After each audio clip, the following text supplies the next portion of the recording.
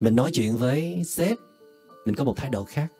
Mình nói chuyện với đồng nghiệp, mình có thái độ khác. Mình nói chuyện với cấp dưới, nói chuyện với cha mẹ, với con cái, mình đều có những thái độ khác biệt. Đó là sự kỳ thị ở trong tâm. Đó là sự chọn lựa của bản năng giữa thích và không thích.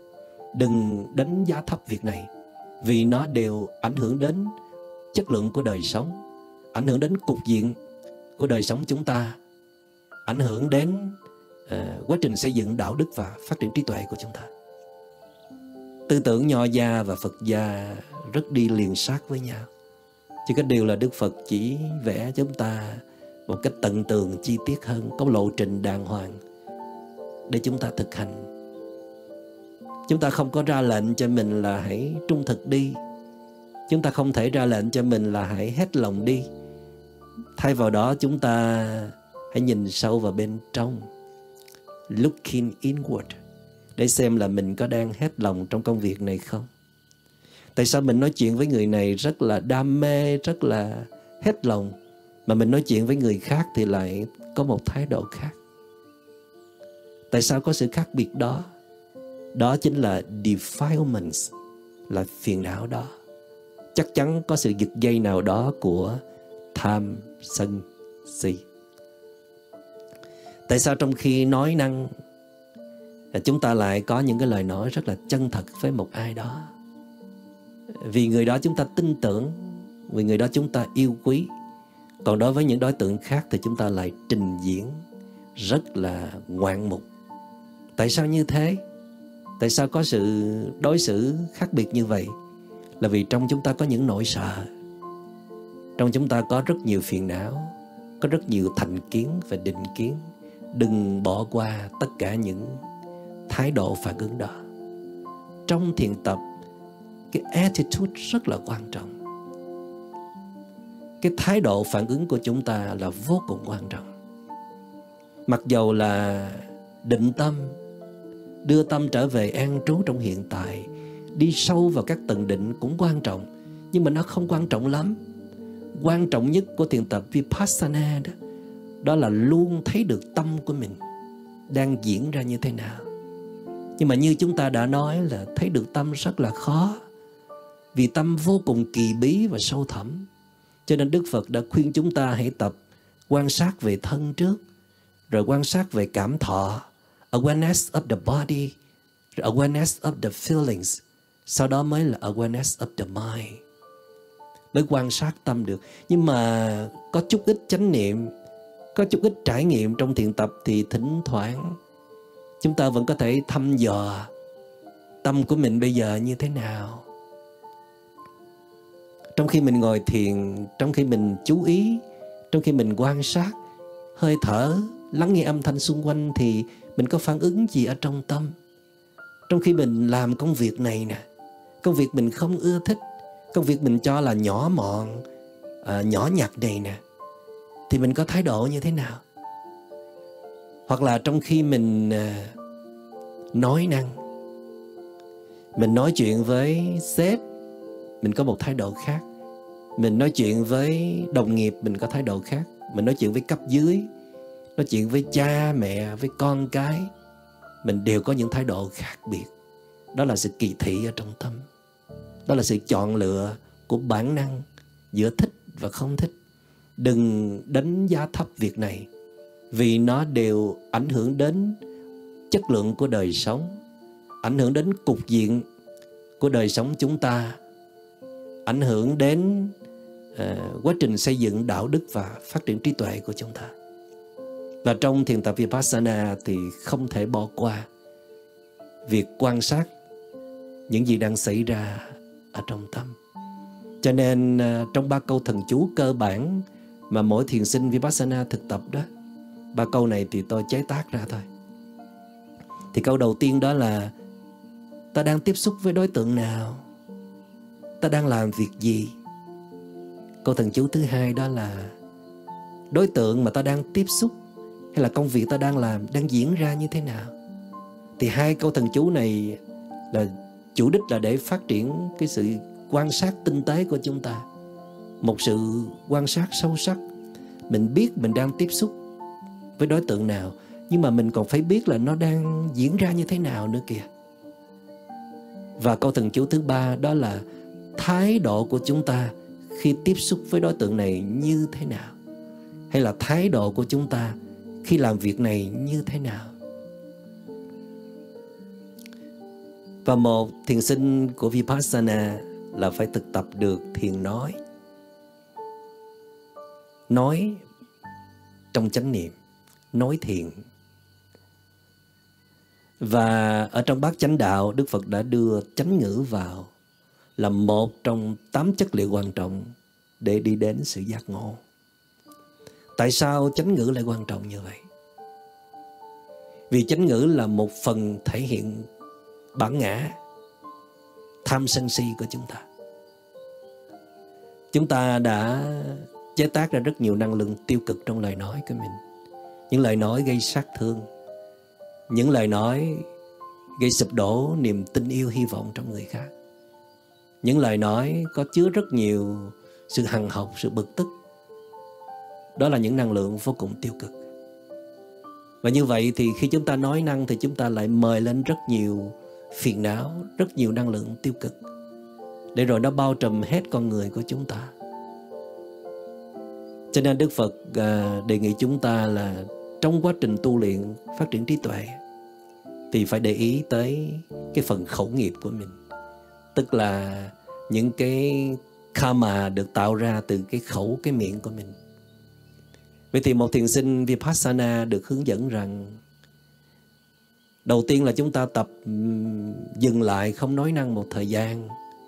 Trong một tuần, trong 3 ngày, trong một ngày. Khi quý vị đến rừng thiền Vipassana là cả tháng trời, nhiều tháng trời là không nói một câu nào luôn. Thì lúc đó chúng ta có rất nhiều cơ hội để quan sát lại cái thói quen hay nói của mình, những điều không cần thiết, vớ vẩn dư thừa.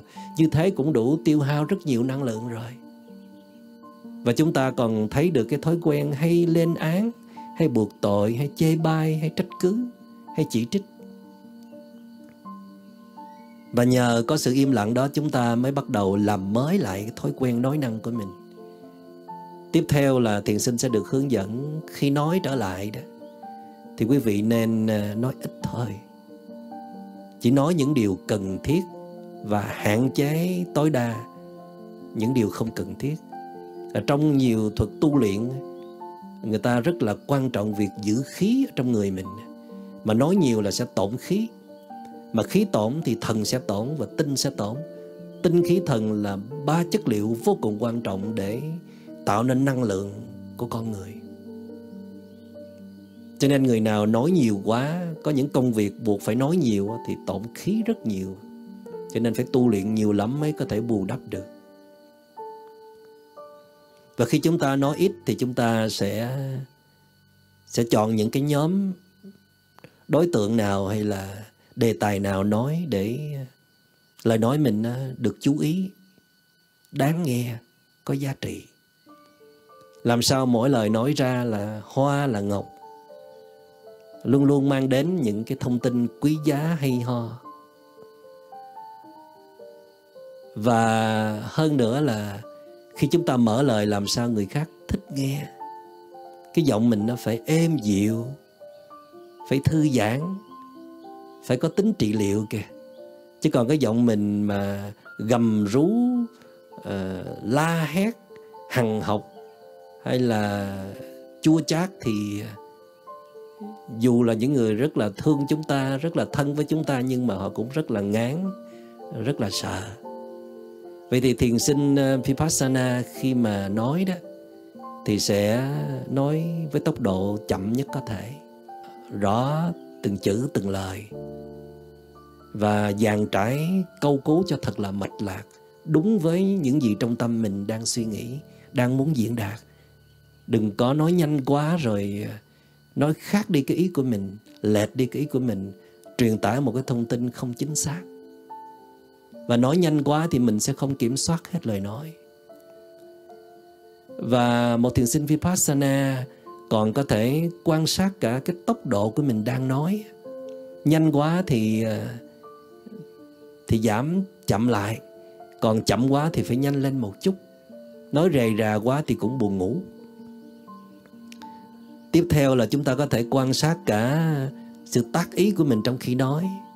Trong khi mình nói ý này mà mình nhảy qua một cái ý khác, rồi mình liên tưởng một cái ý kia đó, cái tâm mình nó nhảy nhót trong suốt quá trình mình đang nói. Cũng nên quan sát điều đó, đừng bỏ qua. Và sâu hơn nữa đó là chúng ta quan sát cả thái độ của mình trong khi nói. Trong khi nói có trình diễn không? Có đối phó không? Có dùng chiêu trò gì không? Có chân thật với lòng mình không? Có coi thường không? Có tôn trọng không? Có yêu thích không? Có ghét bỏ không? Tất cả những phản ứng tâm lý đó đều được gọi là thái độ của mình trong khi nói. Và khi chúng ta nói năng trong sự thư giãn, trong sự quan sát, trong suốt tiến trình nói, và biết mình đang nói cái gì, đang nói với ai, nói với một thái độ như thế nào, thì đây cũng là một phần thực tập vô cùng quan trọng. Quý vị không biết là có bị hậu Covid không, nhưng mà thầy cũng có bị chút nè. Đó là nói nó không có được trôi chảy hoàn toàn, lâu lâu nó cũng bị giật, nó mất một vài từ đó. Mình cũng đang ý thức điều đó. Cũng may là mình đang nói trong chánh niệm, để mình biết là nó giật chỗ nào và nó thiếu từ gì để mình bù đắp ngay lập tức, để rồi ban dựng phim còn edit lại được. Cho nên nhiều khi thầy nói bị lệch từ hay là bị giật cái từ đó là thầy phải nói lại để lắp vào khi mà edit pháp thoại. Và khi mà mình nói mà mình nghĩ là mình đang hát, mình đang thưởng thức một bài hát, vì người nghe cũng rất là thích, rất là dễ chịu. Khi mình mở lời nói thì lời nói đó nó có rất nhiều công đức. Nó tạo ra good karma, tạo ra rất nhiều năng lượng tích cực. Huống hồ chi chúng ta có thể nói những lời xây dựng niềm tin yêu cho người khác, nói những lời xoa dịu những nỗi khổ niềm đau, khuyến khích, khuyến tấn tinh thần của người khác, tưới hoa, nói lên những ưu điểm, những cái hay, những tốt đẹp ở trong người khác. Thì đó là một cái phương tiện vô cùng hữu hiệu của chúng ta. Và theo cách đó thì từ từ chúng ta sẽ đi tới việc chỉ nói những lời chân thật, chánh ngữ. Khi chúng ta có thể nói những lời chân thật, nghĩa là chúng ta không còn sợ hãi nữa. Chúng ta chỉ tôn trọng sự thật thôi. Chúng ta đang đi về hướng chân thiện mỹ, thật lành và đẹp. Chúng ta đi về đích đến, đó là trí tuệ. Để có được trí tuệ thì chúng ta không thể nào mà không có được những lời chánh ngữ, những lời chân thật. Mong rằng đại chúng dành nhiều thời gian hơn để thực tập phần nói năng của mình. Làm sao để mình có thể nói năng trong chánh niệm. Mỗi lời nói của mình là một cơ hội để chúng ta được trưởng thành trong pháp hành của mình, trên con đường trở về với sự tỉnh thức và trí tuệ.